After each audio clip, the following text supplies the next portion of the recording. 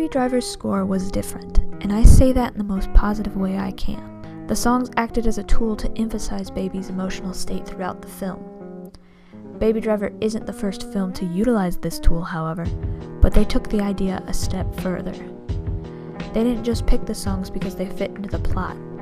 They used the music as a way of developing Baby's character. Your name's Baby. B-A-B-Y, Baby. Baby is a getaway driver for a man named Doc.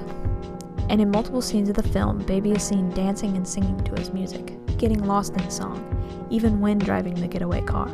Baby moves through his music, and every action he makes is in time with the song he's listening to. And in the first half of the film, Baby doesn't worry about anything around him, only his music. An example being during his walk through the city, Baby is listening to the Harlem Shuffle.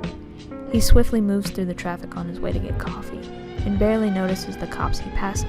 This is in complete contrast to later in the film, when he's terrified to pass the police.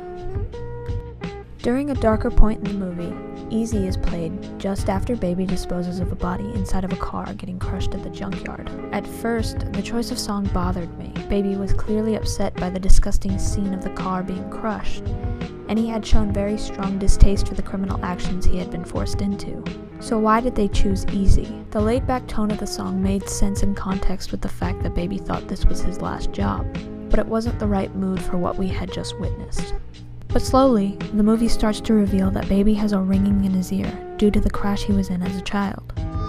This crash resulted in his parents' death, and so the music helps to drown his horrors out. We see this need to listen to music when he desperately tries to find a good song on the radio before driving away in a stolen car.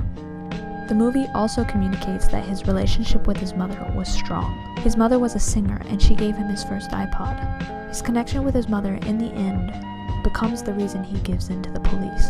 In one of the last scenes, Deborah is listening to his mother's tape, and we hear that it's a cover of Easy. This is where the movie comes full circle. After we hear this song, then we know why Baby chooses to turn himself in. Now I know this isn't a plot twist or anything, but that wasn't the point. The pacing of the character development in Baby was slow, paralleling his facade. Baby hid his inner self and didn't talk much to the people around him. The only way to get inside of his head was through his music. So it made sense that we wouldn't get to see his true character until someone made him listen to his mother's tape. And that someone was Deborah. Which leads me to her song. Don't worry, I'm not going to review the whole soundtrack, though I do greatly recommend you listening intently to the songs as you watch. Each song impacted the movie differently. But out of all of them, my favorite was Baby. This might just be the romantic in me, but this song was the turning point of the entire film.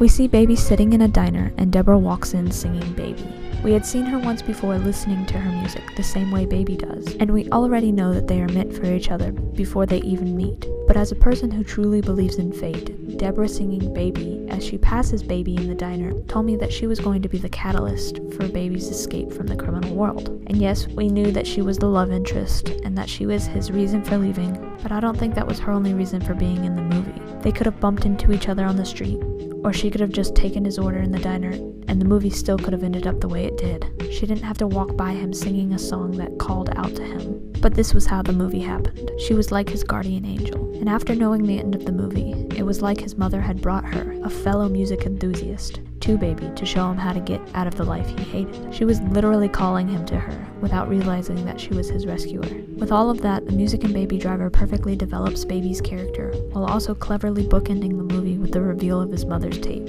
The music in this film was nothing short of perfection, and Ansel Elgort's portrayal of the quiet and mentally scarred Baby was silly when it needed to be, and to show us just how messed up this kid was after the death of his parents. And I say kid on purpose. Baby was a child when he got mixed up with the criminals, and he was forced into paying back a debt. And mentally, he was still a child during the events of this movie. There was no one to help him grow his character until Deborah came into his life. To Baby, music wasn't pleasure most of the time. It was the only way for him to deal with the horrors of his childhood. And all of this shows just how important a soundtrack can be to a film. Not all films use music the way Baby Driver does. Guardians of the Galaxy uses music almost like this, but not all films need to. However, music is one of, if not the most important element of film. A good movie can be unwatchable with a bad song, and a bad film can be made that much better with using a great soundtrack. Watch your favorite movie and I can assure you that it has a song that pulls at your heartstrings in just the right way to make you laugh or cry or